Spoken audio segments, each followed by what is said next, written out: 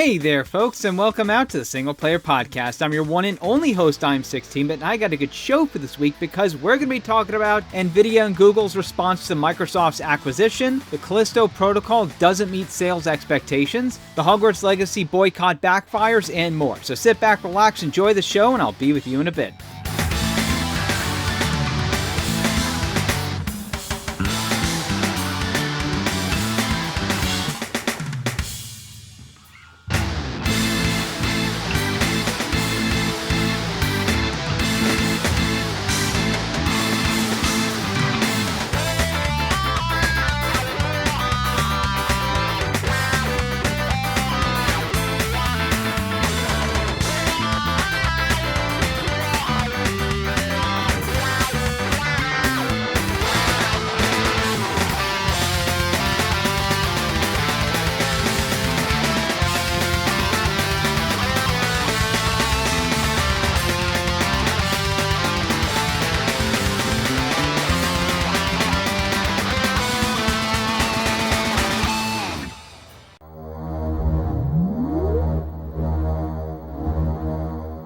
Alright folks, and we're back, and now it's time to start the show with my favorite segment, your favorite segment, everyone in the world's favorite segment. It's time for the gaming forecast. So let's see what's coming out in the week of January 22nd to the 28th. Alright, on January 24th, you have just 3 games coming out. Forspoken for Windows and PlayStation 5, Hyperdimension Neptunia Sisters vs. Sisters, making its Western debut on Windows, PlayStation 4, and PlayStation 5, and Ryzen for Nintendo Switch, PlayStation 4, and Xbox One. Then on the 26th, you have just 5 games coming out. Disgaea 7, releasing exclusively in Japan for Nintendo Switch, PlayStation 4, and PlayStation 5. Pizza Tower for Windows. Story of Seasons, A Wonderful Life, releasing exclusively in Japan on Nintendo Switch. Summertime Rendering, Another Horizon, also releasing exclusively in Japan for Nintendo Switch and PlayStation 4. And Wonder Boy Anniversary Collection for Nintendo Switch, PlayStation 4, and PlayStation 5. Then on the 27th, you have just 3 games coming out. Alice Escaped for Windows and Nintendo Switch, Atone Heart of the Elder Tree for Windows, Nintendo Switch, and PlayStation 4, and the Dead Space Remake for Windows, PlayStation 5, and Xbox Series X. And that was your gaming forecast. Some interesting stuff there. I'm interested in the Wonder Boy Anniversary Collection because, you know, Wonder Boy is always some pretty good stuff. As for the Dead Space retrospective, here's the thing. As some of you know, back in 2021, I did a full retrospective on the series. And it's actually kind of funny because I started work on the retrospective literally a week before they announced the remake. And here's the thing, all right? I'm of the opinion that Dead Space never needed a remake to begin with. The game has actually aged pretty well. You know, I played, as you guys saw in the retrospective, that was I played the Steam version, and it looks and plays still pretty well. So I felt it never needed a remake, and I just have no interest in this one at all. So I understand that, like, we might actually get a revival of the franchise, but at the same time, it's like, I would rather they just continue where we left off on Dead Space 3 Awakened, you know, because it ended off on a cliffhanger. Literally, okay, I don't want to spoil it, but if you don't know much about the series, I recommend you go check out my retrospective. And with that being said, just remember that if you like any of the music in this week's episode, links are in the description. And let's move on to our first topic. Okay, so first up, we've got an update on the Microsoft Activision acquisition because it appears that 2 other companies have joined Sony in concerns over the acquisition. And that turns out to be Google and Nvidia. That's right, ladies and gentlemen. This news came out of Bloomberg, where they said, and I quote, "The companies joined Sony Group Corp in raising issues with the transaction, which the FTC sued to block back in December. Google and Nvidia provided information that backs a key FTC contention that Microsoft could gain an unfair advantage in the market for cloud subscription and mobile gaming.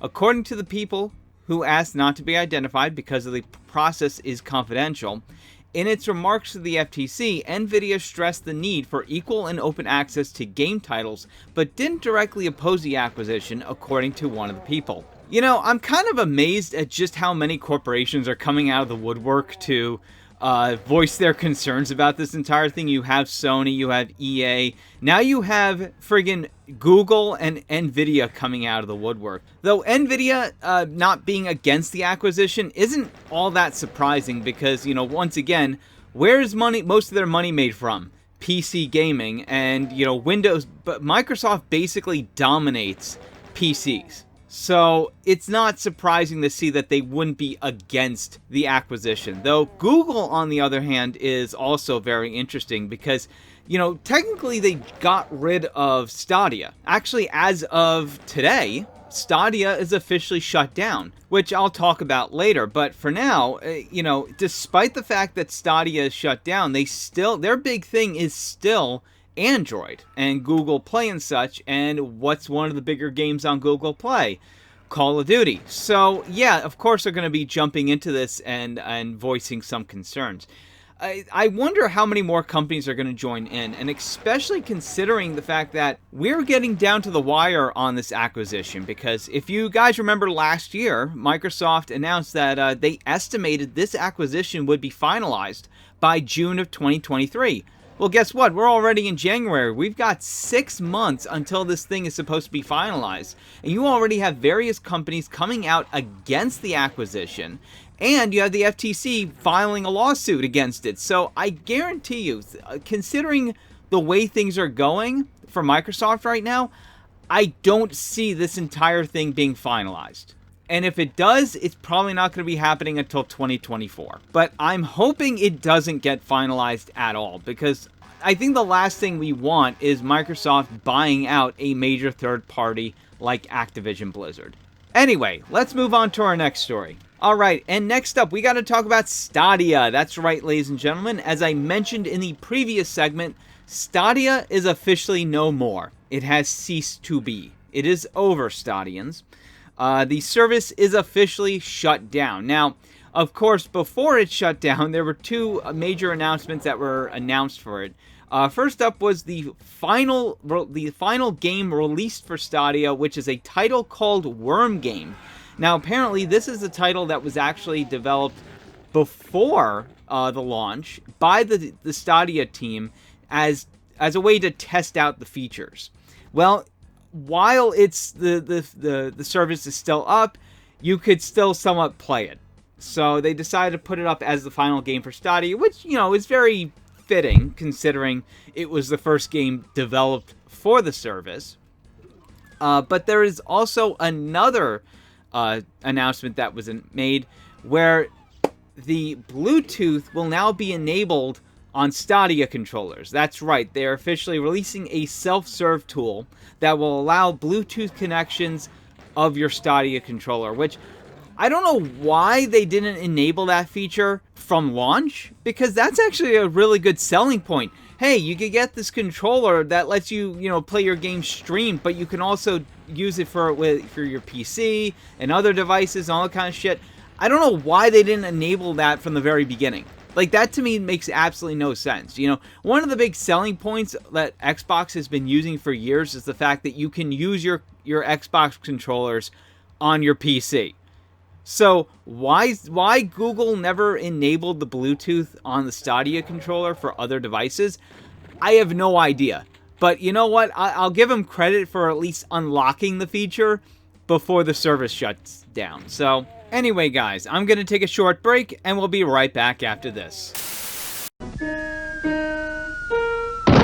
If you're not playing on a 3DO system,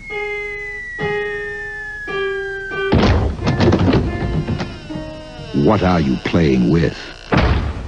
Presenting 3DO, the most advanced home gaming system in the universe. It's time to put away your toys. Get a free John Madden Football and Crash and Burn when you buy a 3DO system.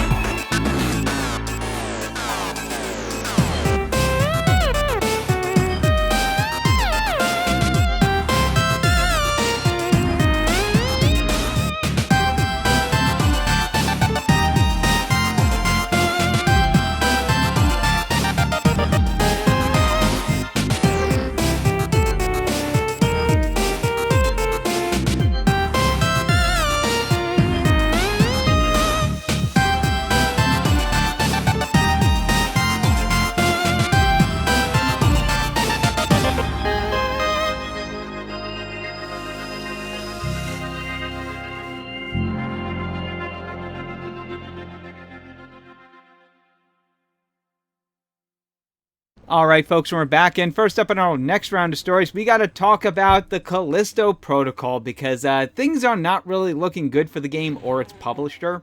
So apparently, it appears that the game is not reaching expectations. So originally, Samsung Securities had predicted that the game was going to sell about 5 million copies.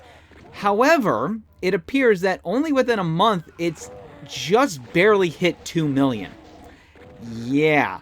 On top of that, it seems several other securities have also lowered their target stock prices of Crofton from last month to early this month. So things aren't exactly looking good for them. And you know what? Who could have seen this coming? Gee, I don't know. Maybe it's the fact that you sold a brand new IP for $70 and then you have one of the most batshit insane terms of service I have ever seen for a single player game. No joke. Seriously, they charge $70 for a brand new IP. Okay, which in my opinion, charging $70 for a game is fucking stupid. But it's even more stupid when you're charging it for a brand new game, something that's not already a established franchise. Okay. And then on top of that, you load up your PC version with Denuvo, which is infamous for breaking PCs. And then on top of that, you have this absolute batshit insane terms of service where you can't even find or exploit any glitches in the game without breaking it. I am dead serious. And then on top of that, if you play the game abnormally, yeah, essentially, and this is what they say, and I quote, if any abnormal gameplay patterns are detected, gameplay that goes against the intentions of how our game is meant to be played, measures could be taken against the account that performs such actions in order to create a fair gameplay environment. This is for a single player game. This isn't multiplayer. This is single player. Then there's the fact that the gameplay is just bland as fuck. It's like worse than fucking Dead Space. And you know me. I love Dead Space, enough to do a 4-part retrospective, which, by the way, in case you've never seen, I highly recommend you go check it out. But the point I'm making here is that, simply put, everything about this game was wrong. And honestly, it's not surprising that it basically blew up in their face. So I hope, it's a shame that, unfortunately, this means that most likely there's never going to be a sequel. In fact, it wouldn't surprise me if the studio shut down after this. But it is what it is. You know, there's a lot of things that could have been done right, and unfortunately, they weren't. So, you know, maybe this should be a lesson to game developers that, hey, maybe, you know, charging $70 for a game, loading it up with DRM, restrictive DRM that could brick your PC, and then, you know, putting in all these shitty terms of services, yeah, not exactly the best idea, especially for a single-player game. So, anyway, let's move on to our next story. All right, speaking of Dead Space, we have to talk about one of the most legendary directors in horror. You know him, I love him. It's John Carpenter, that's right, ladies and gentlemen, director of films such as Escape from New York, The Fog, The Thing, Prince of Darkness, In the Mouth of Madness. Yeah, and this other horror movie you probably never heard of. I don't know. It never really did very well. Didn't get a lot of sequels. Something called Halloween. I don't know. Halloween, fucking amazing. Especially the third movie. A lot of people shit on it because it doesn't have Michael Myers, but you know what? That's kind of why I love it, because it's so different from the rest of the movies. And I kind of wish they went on with the whole horror anthology thing. But why are we talking about John Carpenter? Well, recently he was interviewed by Variety, and at one point they asked him about a Dead Space movie. They said, their question they asked was, you've spoken recently about directing a Dead Space movie. Is there any movement on that? And he said, and I quote, no, I can't believe how that spread. I'm a big video game fan, so I played all the games. I was down looking at the new digital cameras, the Red, and happened to mention to them that I would love to do a Dead Space film. That just went around and everybody said, oh, when are you going to do it? And I'm not going to do it. I think they already have another director involved and they haven't asked me to do it. So until someone asks me, I wouldn't do it. But there's a new version of the Dead Space video game coming out in January and I'm there. So yeah, I've heard about this rumor for years that Carpenter is going to direct Dead Space and all this kind of stuff. But yeah, I'm glad to see he nipped that in the bud. And it's a shame that he's not doing a Dead Space movie, because he's kind of perfect for it. But actually, you know who would be perfect for it? David Cronenberg. That's right up his alley. But unfortunately, neither of them are actually going to be doing a Dead Space movie. But hey, at least we got an update on that there's possibly a Dead Space movie in the works. Honestly, though, if John Carpenter ever does a video game movie, there's two in particular I have in mind. One, of course, is Fear, because he is a huge fan of the series, and he actually directed I think it was the cinematics for that game. He directed all of them. So for the third one. So I think that would definitely be right up his alley. But you know what? And this actually might shock you guys. If they ever do a spin-off of the Sonic movies, they should let him do it, because surprisingly, John Carpenter is a huge Sonic fan. He loves the series, and so I would be totally up for him doing something with the Sonic movies. Like, that would be amazing if he directed one of the Sonic movies. But you know, hey, you know what? At least he's still doing stuff. You know, I mean, he composed the music for the last Halloween movie. So, and his albums, by the way, if you haven't listened to John Carpenter's recent albums, oh my God. I want to see him in concert. One of these days, ladies and gentlemen, I will get to see John Carpenter in live in concert. So until then, let's move on to our next story. All right, and next up, we've got an update on some Ubisoft titles. That's right, ladies and gentlemen. So this past week, Ubisoft held an investors call in which they confirmed that Skull and Bones has been delayed until early 2023 to 24. So around that time. And they've also canceled 3 unannounced games. Now, we don't know what those games actually are. But they also confirmed that Beyond Good and Evil 2 development has been unaffected by any of this. That's right, the game is still in development, which I think it actually beat out Duke Nukem Forever for the game with the longest development time. Because, I mean, when was this game first announced? Like 2007, 2008? Like, it's been over 15 years. So, yeah, it's completely beat Duke Nukem Forever's original record. And you know what? I'm actually kind of shocked that the game is still in development, considering that it was Michael Ancel. I know I'm pronouncing his name wrong. He left the project like 2 years ago. So, I'm kind of surprised that they didn't just cancel it right out after that. So, yeah, it's kind of surprising that they're still working on it. My God. You know, I remember when the original is like going to turn 20 years old this year. So, yeah, it's like, Jesus Christ, man.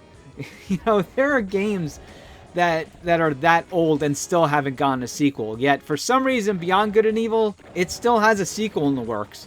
For fuck's sake, you know, what is it? Half-Life 2 is younger than that by over a year, and yet we still don't have Half-Life 3.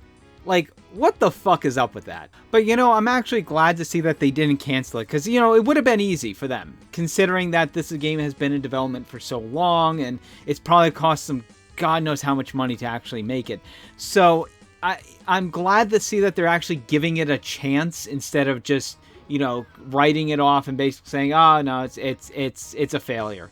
You know, because unfortunately that happens to a lot of games. You know, case in point, Mega Man Legends 3, a game that I was really looking forward to until Capcom canceled the game. So, yeah, I'm grateful for the fact that they're actually giving this one a chance. So, because not a lot of game sequels actually get that. So, anyway, with that being said, I'm going to take a short break, and we'll be right back after this. Rated M for mature.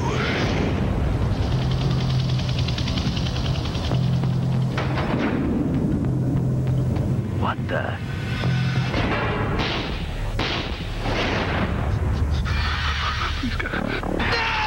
Stay away from me, I'm warning you. You're infected just like the rest. Like it or not, we're in this together. No one survives alone.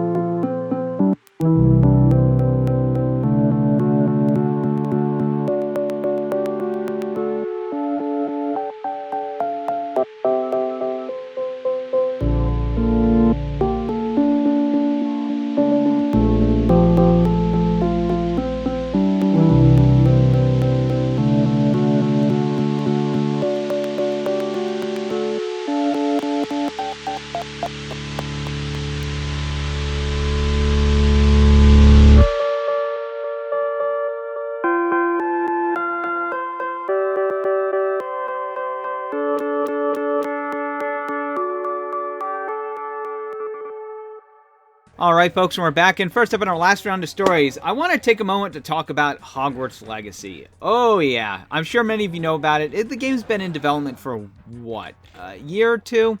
It's been a while. This is a game that has actually had quite a history of controversy. Mostly the fact that when it was first announced, I think it turned out one of the people behind the game had actually a history of basically of making like anti-feminist videos on YouTube, like back in 2016. It was pretty ridiculous. People were freaking out about it.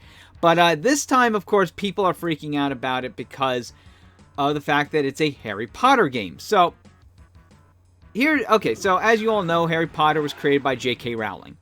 Now, J.K. Rowling is pretty controversial these days, especially when it comes to the left, because of the fact that she's a TERF. Now, what is a TERF, you ask? Well, it stands for Trans-Exclusionary Radical Feminist. To put it down to, like, layman's terms, it's basically feminists who think every trans woman is some male pervert trying to get into women's spaces. That's not what I think.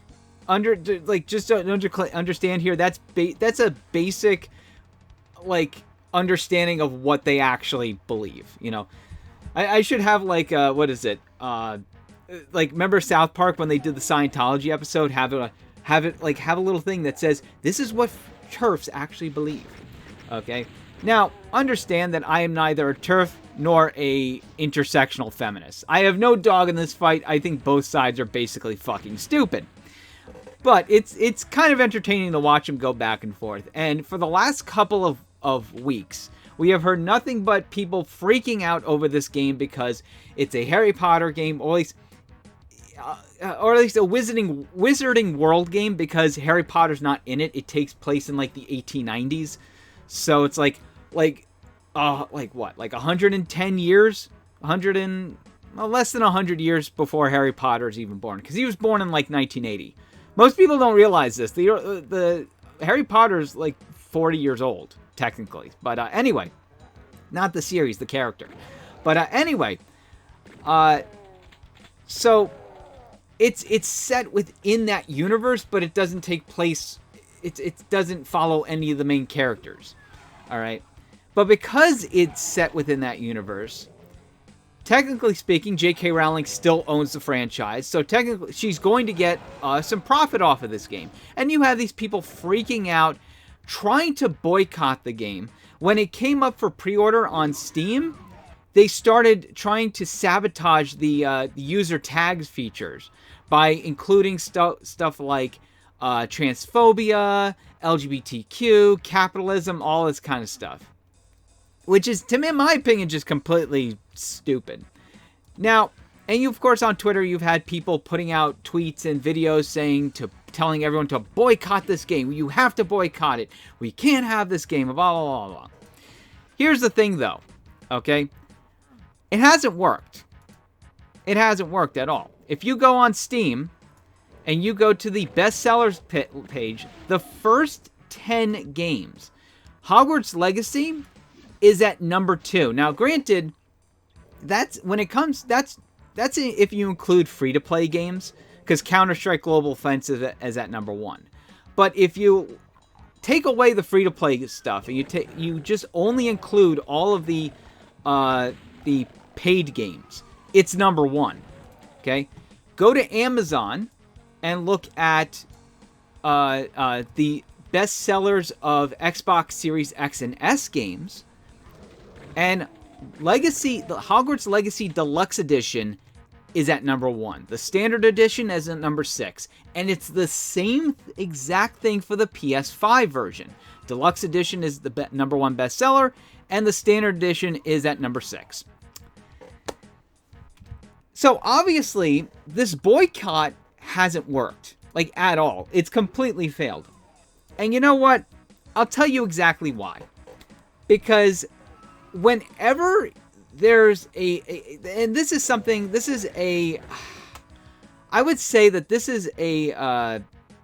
phenomenon that happens every once in a while. When people start having a shit fit and starts calling for something to be boycotted, starts freaking out, that doesn't actually stop people from checking it out. What it does is it gives whatever it is people are freaking out about exposure. Suddenly people have an interest in this. Oh, I wonder why this game or movie or whatever is being boycotted. And next thing you know, it becomes a bestseller. Folks, I've seen this shit before, all right? Over 20 years ago, I saw this shit. You ever wondered why GTA became such a massive cultural phenomenon? I'll tell you why. Because you had so many rightoids. It wasn't just the right, it was also the left as well. Mostly coming from, like, yeah, you know what I mean. But, but it was mostly rightoids. Freaking out over Grand Theft Auto. Oh my god, it's so violent. Oh my god, it's a murder simulator. Oh my god, you can kill hookers and take their money. Okay? And they were they built up this game as if it's the most horrible, vile, evil thing ever made in gaming. It's so horrible. It's so bad. You can commit crimes. You can commit murders and all this kind of stuff. And it didn't stop people from checking it out. All it did was added to the publicity. Suddenly people are hearing about how this game is so evil and horrible. And suddenly it's like, hey, that sounds interesting. I want to check that out. That's why GTA became such a massive franchise. Now, I'm not saying that Hogwarts Legacy is going to be the exact same, but it does seem to me that it is set to be a massive seller. Okay? Because of this boycott. Because all these people have done, okay, all they've done is boosted the publicity of this game. They haven't damaged it. They've only made it bigger. Okay? And this is why I think moral panics and boycotting, okay, or mass boycotting okay. This is why I think moral panics never work. Ever work. Okay? Because all you're going to do is you're giving it a spotlight. You're telling people about the game and saying how it's this horrible, evil, vile thing. That's all that's going to do is magnify the game. That you're just giving it a bigger spotlight. So it seems to me that a lot of people are learning the same lesson. A lot of the conservatives learned 20 years ago the hard way. Okay, that when you give something like this a spotlight, when you start freaking out over it, all you're doing is making people more interested in it. Now, am I going to buy the game? No, because I have no interest in it at all. Like, look, I liked the books when I was a kid. I really did. Like, I'm you know what? You could say I am somewhat of a Harry Potter fan. I just can't stand the fan base. I enjoy the books. I just don't like the fan base. Okay? I'm not really interested in the game. All right? It's not really my kind of thing. But if it's yours, all right, that's fine. And really, if these people boycotting it had been like that, like, you know, I choose not to play the game. I'm going to vote with my wallet and not play it. Fine. Go ahead. Vote with your wallet. But when you start protesting and start freaking out and start trying to and try to get it canceled, that's not going to work. All you've done is boosted it. So it's one of those things where it's like this, like, honestly, this is a game that could have been just a moderate success. Okay, it does a little bit well, but it is on track to be a pretty big seller. And these people freaking out over it have no one to blame but themselves. So all I'm going to say is I'm not interested in the game, but if you don't want to play it, that's perfectly fine. If you do want to play it, that's also perfectly fine. And that's honestly how it should be. So anyway, with that being said, let's move on to our next story. Alright, and next up, we got to talk about the Suicide Squad game. So recently, an anonymous poster on 4chan posted a screenshot of the game, which is still in development, that appears to hint at various live service elements. Yeah, the screenshot in question mentions loadouts, battle pass, as well as currencies. Yep, and a mission-based structure. So, yeah, and unfortunately it appears that this has actually been corroborated because VGC reached out to a source and they verified it. So, yes, apparently, according to the source in 4chan, Anon on 4chan, this game is going to have live service features. And you know what? God damn it. I really hate live service features. Live service features. Because to me, that always kills any interest in a game. I don't want to play a game that's still going to be ongoing, that still expects me to continue playing it for like the next 10 years. You know what I mean? Like seriously, it gets frustrating after a while.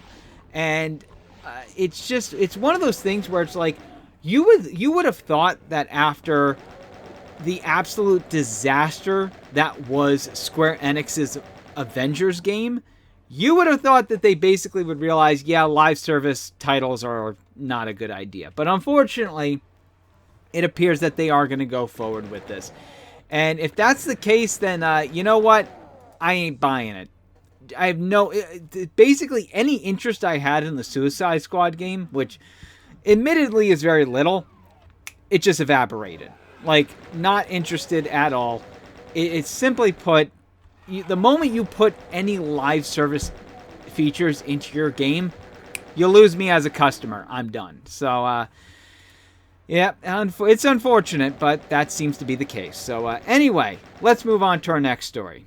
Alright, and for our last story, we've got some news coming out of Microsoft and Bethesda because they've officially announced an upcoming Developer Direct. That's right, ladies and gentlemen. Now, according to them, the broadcast will be premiering on January 25th at 12 p.m. Pacific Time, 3 p.m. Eastern Time. So, unfortunately, I'm going to miss it because I'm still kind of working at that moment. But anyway, according to them, it's going to include games from various studios, including Arcane Austin, Mojang Studios, Turn 10 Studios, ZeniMax Online Studios, and various titles such as The Elder Scrolls Online, Forza Motorsport, Minecraft Legends, and Redfall. Now, they did confirm that it will not be showing Starfield, because apparently that will be shown at its own event later on. Though at this point, I'm more interested in Elder Scrolls 6, because come on, Todd, it's been like, what, 5 years since you first announced it, and we haven't heard a damn thing since then? It's kind of ridiculous at this point, especially when you consider the fact that Skyrim was announced less than a year before it actually came out. So it's like, where's Elder Scrolls 6, Todd?